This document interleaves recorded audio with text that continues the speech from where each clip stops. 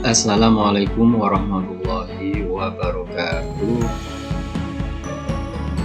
Tema yang akan saya bahas yaitu pertanyaan tentang topik yang mana jawabannya nanti berupa sinonim. Nah, di sini menuntut kawan-kawan atas kekayaan kosakata yang kawan-kawan miliki. Oke, langsung saja kepada yang namanya bacaan. Bacaan yang saya munculkan sederhana sekali karena saya punya misi di sini belajar pelan-pelan dulu. Kalau secara konsep sederhana nanti Anda bisa menguasai, nanti menghadapi soal-soal yang sedikit complicated, bacaan yang complicated, nanti kawan-kawan sudah punya yang namanya polanya, pola cara mengerjakan, biar kawan-kawan nanti saat ujian tidak hanya memperhatikan bacaan tapi nggak ngerti maksudnya. Oke, nah nanti muncul kalimat tanya seperti ini. Kawan-kawan, saya ingin mengajak Anda bagaimana cara mengerjakan soal ini. Yang terlebih dahulu harus diingat yaitu ingat ciri topik di dalam teks. Di video pertama sudah saya jelaskan ciri topik di dalam teks dan ciri topik di dalam jawaban. Nah, saya ingin mengulas tentang ini dulu sekilas, mengingatkan saja ya bahwa yang namanya ciri topik nanti ada ciri-ciri sifat ya yang harus Anda perhatikan. Sifatnya topik itu bagaimana? Sifatnya topik itu nanti adalah masih umum. Saya ingin mengingatkan kembali, masih umum. Jadi topik itu sebuah ide yang masih bersifat umum. Berikutnya, kawan-kawan harus tahu letaknya. Ya. Letaknya topik itu di mana? Yaitu di awal paragraf. Nah, saya mumpung sedang membahas letak, mohon maaf ada sedikit ralat di video pertama. Di video pertama saya tulis letaknya ada di awal kalimat. Mohon diperhatikan nanti kalau Anda memperhatikan video saya yang pertama tentang bacaan, tolong nanti kalimat yang ada tulisan di sana diganti ini ya. Oke, saya sudah meralat ya. Oke, yang berikutnya ciri topik di dalam teks itu adalah berupa apa? Nah, gitu ya. Nanti ciri topik di dalam bacaan itu adalah berupa benda. Benda ini bisa person, benda itu bisa place, ya. Benda itu bisa objek, dan benda itu bisa berupa ide. Nah, jadi nanti tetap penulisannya adalah berupa kata benda. Yang berikutnya, ciri yang namanya topik itu adalah, nah ini kawan-kawan, didukung oleh apa saja, kan begitu. Seperti yang sudah dibahas di video pertama, yang pertama adalah didukung oleh kata-kata yang mempunyai nuansa sama dengan topik. Kata ini nanti bisa dalam bentuk example, contoh-contoh. Contoh ini nanti mengacu kepada yang namanya topik.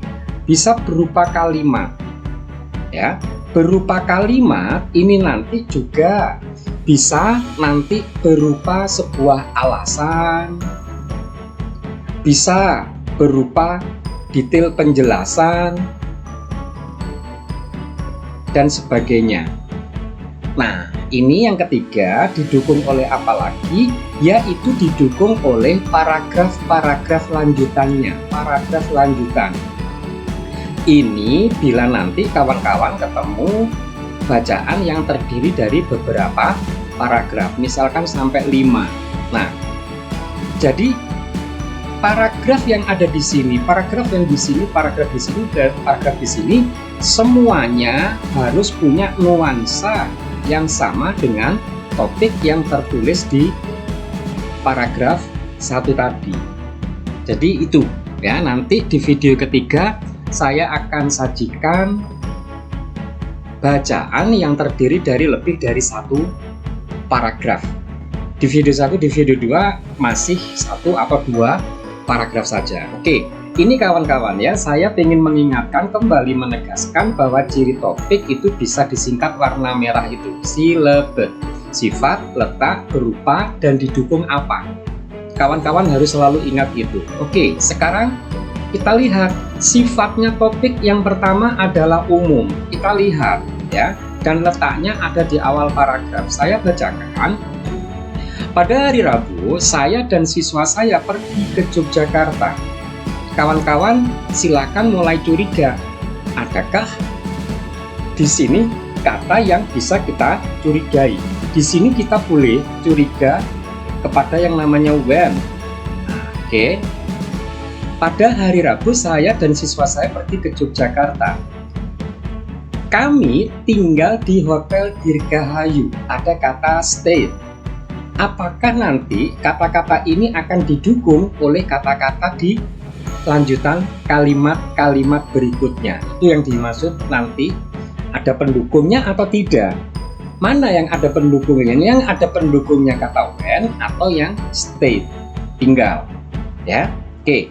Pada hari Kamis kami mengunjungi. Nah, kalau yang namanya mengunjungi itu mendukung when atau mendukung state, berarti di sini dia punya pendukung, yaitu visited.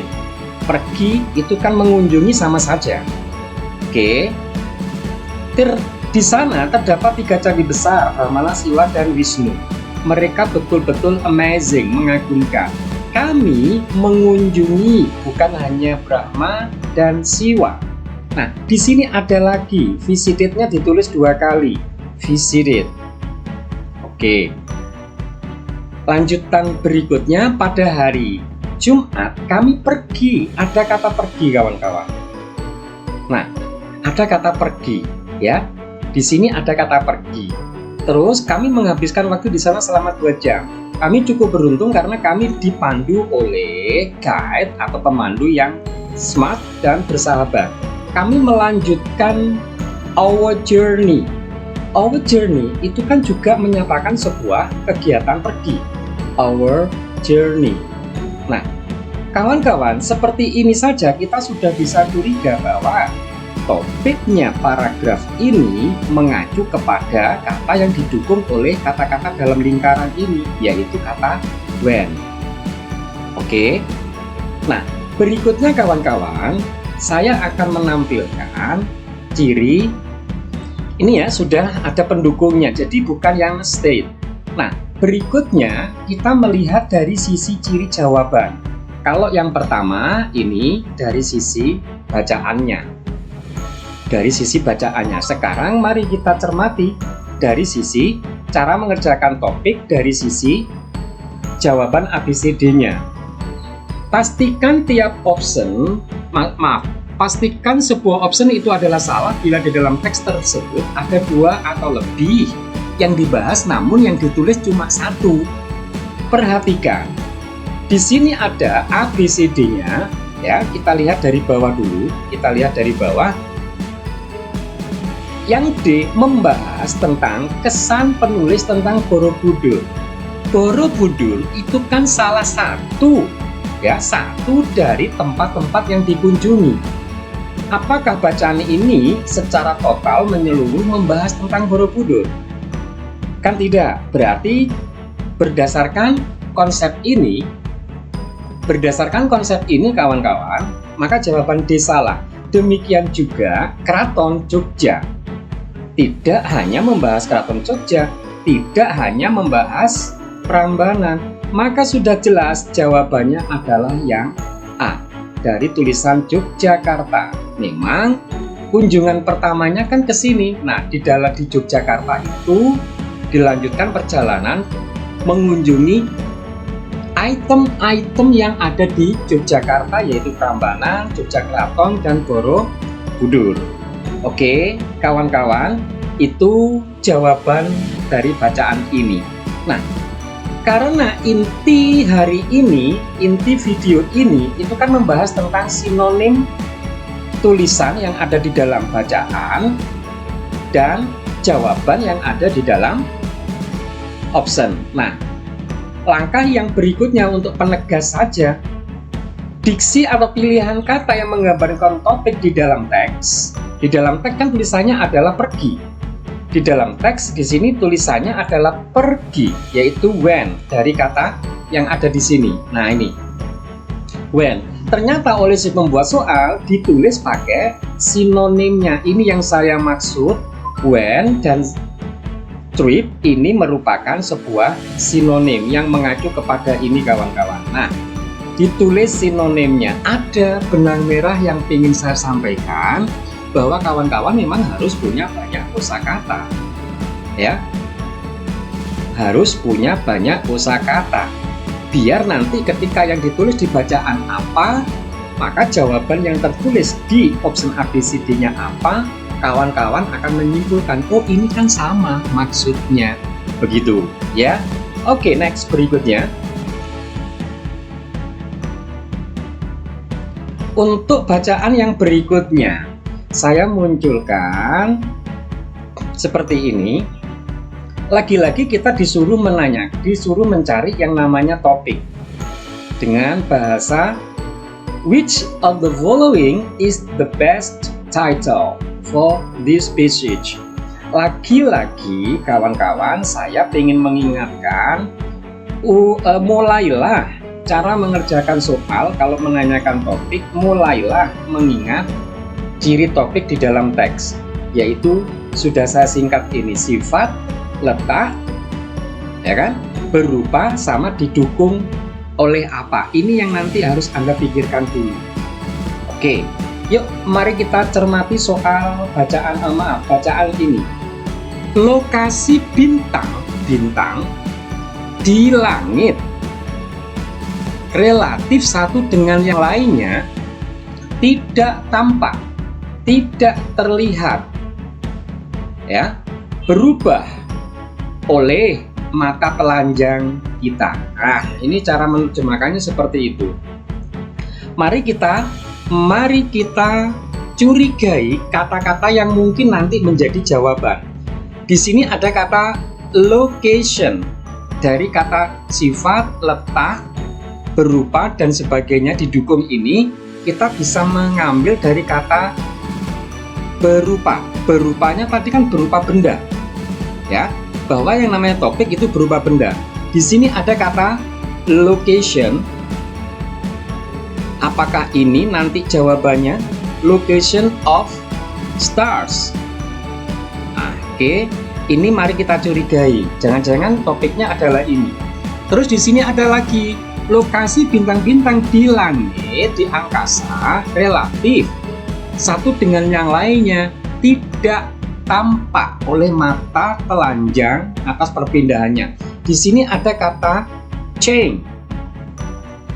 Nah, ini ada dua yang harus kita curigai. Kawan-kawan, nanti Anda harus mencurigai kata-kata yang mungkin kata-kata yang mungkin di paragraf ini ada kalimat-kalimat penjelas. Di sini nanti harus Anda cari apakah membahas tentang lokasi atau membahas tentang perubahan, perpindahan, ya. Yuk, kita lanjutkan. Sebagai akibatnya, saya ulangi lagi ya, lokasi, tempat, bintang di langit relatif satu dengan yang lainnya tidak berubah tampak oleh mata telanjang kita. Dan sebagai akibatnya, bintang-bintang itu sering dianggap tetap dalam posisinya. Dianggap tetap. Kalau dianggap tetap, berarti itu kan sebagai kebalikannya.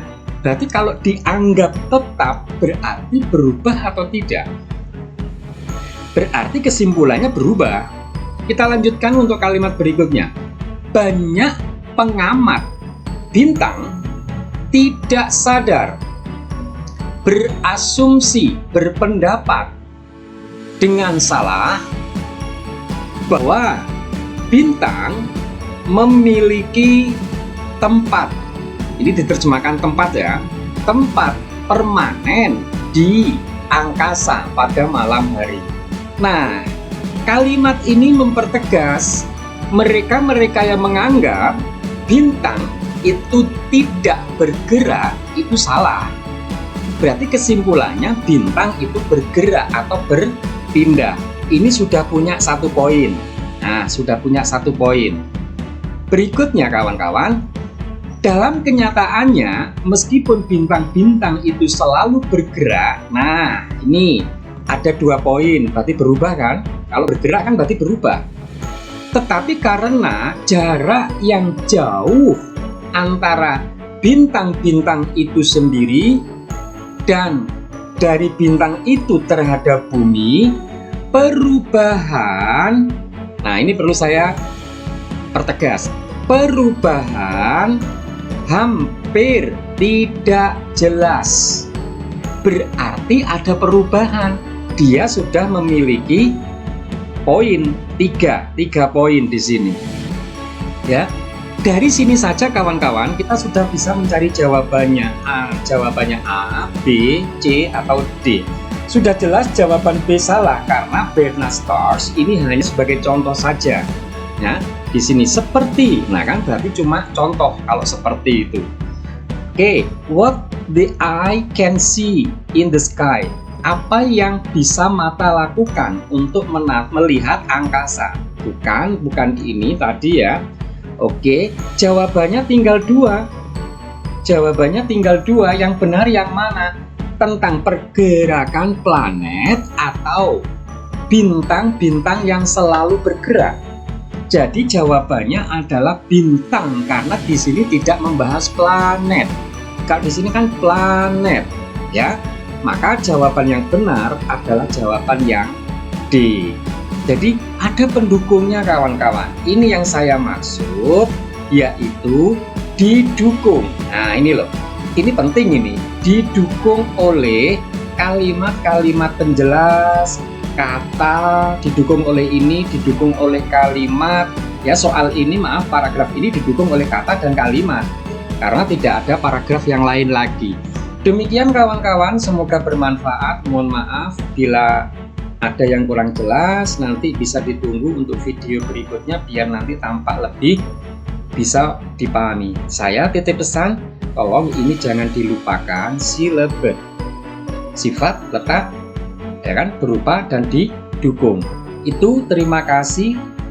Semoga bermanfaat bagi kawan-kawan semuanya yang sedang mempersiapkan ujian UTBK. Untuk berikutnya, di video berikutnya akan saya bahas tentang 3 poin ini ya secara berurutan. Terima kasih. Oke, bila dirasa video ini nanti bermanfaat, kawan-kawan boleh menginfokan kepada kawan-kawan yang lain ya, biar semuanya memiliki masa depan yang cerah kalau video kami ini dianggap bisa membantu. Terima kasih, saya akhiri. Wassalamualaikum warahmatullahi wabarakatuh.